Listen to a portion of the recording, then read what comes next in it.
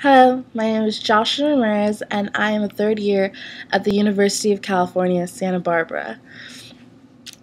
So, my tip for first time attendees of NASPA is to really make sure that before you attend the conference, connect with either a fellow enough if you are fortunate enough to have one at your campus, or any student affairs professional that you may know, whether it be someone who is a graduate student or a senior student affairs officer.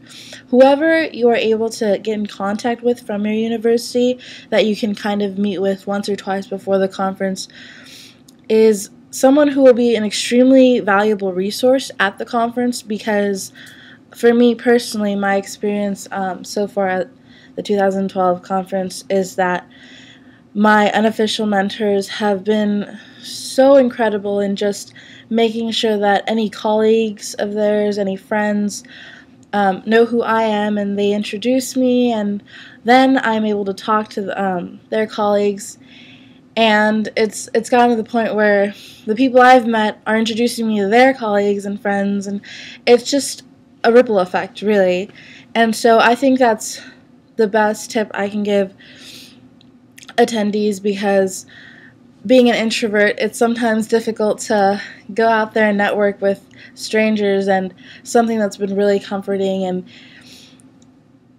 helpful for me is just having that resource from the different unofficial mentors I have, and have them just introduce me to their colleagues and friends. Why am I a NASPA member? Well, when I first heard about the field of student affairs, I heard about the different organizations in the field, and NASPA being one of them, it just really resonated in the type of person I am. NASPA, which strives to focus on empowering those underrepresented, aspirating professionals to further their career in student affairs, is something that really spoke out to me, and I felt that it was an incredible organization for caring so much about those individuals who might have otherwise not really had the voice and the foundation to create strong professional careers. So for me, NASPA has been a very important part of my journey, and I know that I will continue with NASPA because of the type of people it attracts, and because of its overall mission as an organization to uphold those beliefs and those standards of really reaching out to all and advocating for the betterment of all students. I chose a career in student affairs because I always knew that I wanted to help people. Going into my college career, I wanted to be a child psychologist because I wanted to give back, and I felt that that was the best way I could get that done. However, I remember my aha moment when I was helping interview resident director candidates at my university, and they were talking about their aspirations, and one of the candidates mentioning wanting to one day be a vice president at a university. And hearing that really had something clicked in me to focus on the fact that I would love to have that type of position one day. And knowing that I could give back to students, I could give back to just the field itself, a field which has really been able to develop me and really provide a home for me in a time in my campus college career where it was difficult to get through that first year, and coming from a first generation background, not really knowing where I fit in on my campus. The field is extremely important to me. It's something I'm very passionate about, and I want to be a part of that next generation of leaders who influence change and really promote the well-being and welcoming environment for students to come.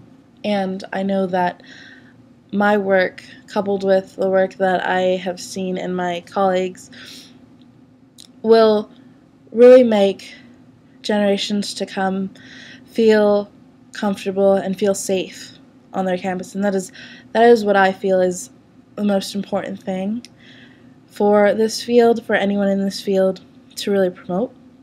So that is why I want to give back and help others, specifically college students, and I know I can do this through a field in student affairs. For me, Bold Without Boundaries means having the strength, having the ability to know that you have a voice and it's beautiful, and anyone should be able to hear it, and you should not be censored. Something I've always felt was powerful was both verbal and nonverbal cues, whereas each person is unique and has their own life experiences and opinions.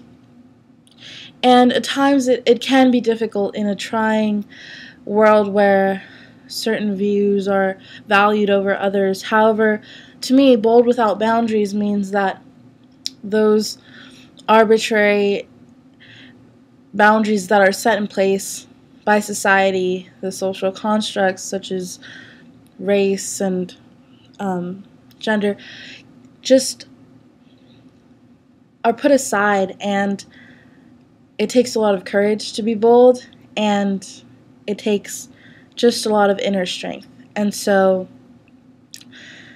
to be bold, to speak out, to speak up is something incredibly powerful. So to be bold without boundaries is to focus on expressing one's voice and just standing up for one's own beliefs without holding back and without feeling afraid or just discouraged about what is to be said.